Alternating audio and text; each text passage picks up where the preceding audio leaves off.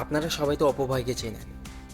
চলুন আজকে আমরা জানবো অপু ভাই থেকে ইয়াসিন আরাফাত অপু হওয়ার পেছনের কষ্টের কিছু কথা।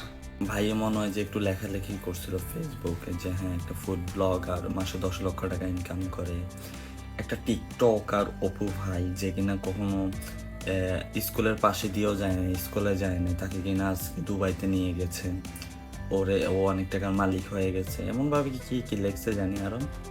আমি প্রথমত আমার কথাটা বলি, আমি 2014 সাল থেকে কাজ করি, আমি সেলুনে কাজ করি। হ্যাঁ, তো আমি ওইখানে মনে হয় 3 থেকে 4 বছর কাজ করছিলাম। আমি 3,000 থেকে কাজ করা স্টার্ট করছি। 3,000 থেকে আমার বেতন হয় 15,000 টাকা। আমি আলহামদুলিল্লাহ আমার ফ্যামিলি নিয়ে আমি ভালো ছিলাম, ফ্যামিলিকে চালাইতে পারছি। আমার একটা ভাই, আমার একটা মা। ভাই আমার অনেক বড় ফ্যামিলি না, আমি নর্মাল। আমার মা আছে আর আমার ছোট ভাই আছে, তো আমরা 3জন খুব ভালোভাবে চলতে পারতাম। গেল তারপরে আমি আসলে টিকটকে যে আমি ভাইরাল হব বা আমি এখান থেকে টাকা ইনকাম করতে পারবো এটা আমার কখনো মাথায় ছিল না। তা আমি কি করলাম, টিকটক শুরু করছি এমনি জাস্ট মজা। এখান থেকে আমি ভাইরাল হয়ে গেছি, যেভাবে হোক হয়ে গেছি। তখন আমি যখন দেখছি যে হ্যাঁ আমার টিকটক থেকে বা আমার ইউটিউব চ্যানেল থেকে, আমার সব কিছু থেকে মোটামুটি আমার টাকা ইনকাম হচ্ছে, আমি মূর্খ ছেলে ওকে, বাট আমি বসে থাকি নাই। আমার যখন যেটা আমার কাছে মনে হয়েছে যে এটা আমার জন্য করা ভালো হবে সেটাই আমি করছি। আমি পড়ালেখা করতে পারি নাই ওকে, কিন্তু আমি আমার ফ্যামিলি চালাইছি। আপনি পড়ালেখা করে কি করছেন বলেন আমাকে?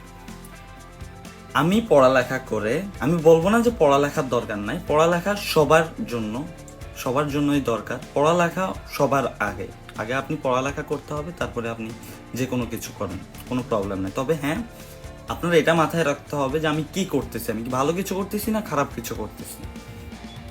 তো ভাই দেখেন, আমি কাজ করছি, আমি বসে থাকিনি। যখন আমার টিকটক মিকটক এগুলো কিছুই ছিল না, অনলাইন ছিল না, এগুলো আমি বুঝিও নাই।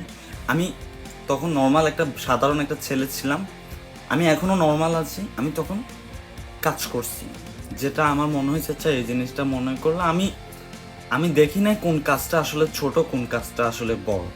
আমি ওই সময় টেনশনে ছিলাম আমার ফ্যামিলি আমি কিভাবে চালাবো, এটা আমার মাথায় টেনশন ছিল। আমার মাথায় এটা ছিল না যে এই কাজটা ছোট, এটা মানুষ ছোটভাবে দেখে, এটা আমার মাথায় ছিল না। আর কোনো কাজ আসলে আমরা আসলে ছোট করে দেখি অনেক কিছু, তবে আমাদের এটা ঠিক না। আমাদের একটা মানুষকে এইভাবেই সম্মান করতে হবে, সে যে ধর্মেরই হোক আর যে কাজে করুক না কেন, সে কাজ করতেছে, আমরা তাকে একটা মানুষ হিসাবে সম্মান করা দরকার। এটা আমাদের মেন দায়িত্ব, এটা আমাদের। তো ভাই আমি আপনাকে একটা কথা বলি, মেন্টালিটি আসলে আপনার যেমন, আপনি তেমন ভাবে কথাটা বলছেন। আপনি আসলে আপনার মাইন্ড ঠিক করেন যে না আমার একটা জিনিস হয় নাই, আমি আরেকটা জিনিস করি, একটা জিনিস হয় না আমি আরেকটা জিনিস করি। ভাই লাইফে অনেক, আর এটা হলো ডিজিটাল বাংলাদেশ, ডিজিটাল দুনিয়া, আপনি চাইলে অনেক কিছু করতে পারবেন।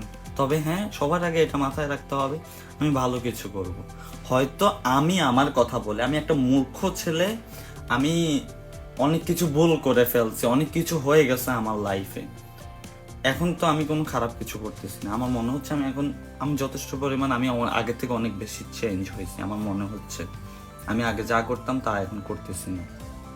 যাই হোক, আমার কথা কেউ মাইন্ড করবেন না, ভুল হলে বলবেন, আমি শিখবো আপনাদের থেকে, অনেক কিছু শিখছি, আরও শিখবো, শিখার কোনো শেষ নেই। দোয়া করবেন আমার জন্য, আমিও আপনাদের জন্য দোয়া করি, আপনার জন্য 1000 বছর বেঁচে থাকেন।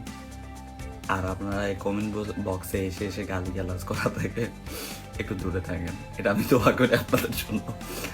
যাই হোক, ভালো থাকেন, সুস্থ থাকেন, আসসালামু আলাইকুম। তো গাইস, আপনারা অপু ভাইয়ের কথাগুলো শুনছেন। সত্যি বলতে সত্যি আগের অপু ভাই আর এখনকার অপু ভাইয়ের ভিতরে আকাশ পাতাল তফাৎ। আগের অপু ভাই মাথায় চুল কালার করে কি আজে বাজে ভিডিও বানায়, কিন্তু বর্তমান অপু ভাই ইউনিক সুন্দর সুন্দর ভিডিও উপহার দেয়। কথার চেঞ্জেস, কথা বলার ধরন, তারপরে বাংলা বলা শিখছে, উচ্চারণ করে কথা বলতে পারে। তো আগের থেকে অপু ভাই অনেকটা বেটার আছে। শুধু শুধু এইসব বাড়াবাড়ি করে লাভ নেই। তো আশা করি সকালে ভালো থাকবেন, সুস্থ থাকবেন। আল্লাহ হাফিজ।